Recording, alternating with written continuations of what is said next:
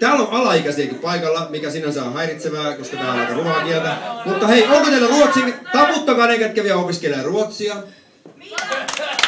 Joo, isä nosti käden, hyvä, muut taputti. Se on aika hieno kieli, eikö oo?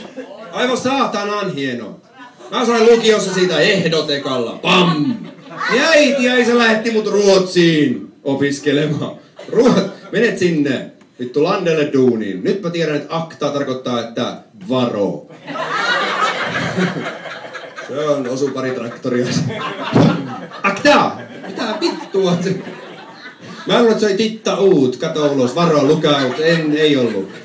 Niin oikeesti, tässä on häiritsevää se, että kun mä olin nuori ja mä olin lukiossa, niin meillä oli se ruotsin opettaja, mulla on aina vitonen se ruotsi, aina vitonen. Mä kirjoitin sitä L ja aina vitonen, se on aina näin. Niin ruotsin opettaja, muistan ikuisesti, sillä oli sellainen pienet silmälasit, jotka se veti tuohon nenälle, ja sellainen häiritsevän pieni suu.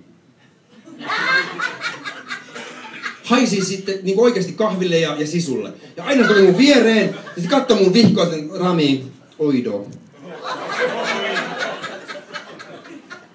Mitä sinä teet lukiossa? Vad gör du här i gymnasiet? Sinun pitäisi olla ammattikoulussa, että borde vara i yrkesskola. Mä mietin, tää oli mielessä, kun mä luin sen ilmoituksen, se on kuollut. Mahtavaa! Tuli mieleen taas se taivaan portti ja Pyhä Pietari, ottaa sitä vastaan se Ulla, nimi muutettu. Se on siellä iso parta, ottaa vastaan Ulla, laskee laseja, pistää suuta pienemmälle. Mitä sinä teet täällä taivaassa? Ulla, vad gör du här i himlen? Sinun pitäisi olla helvetissä, du borde vara i Sverige.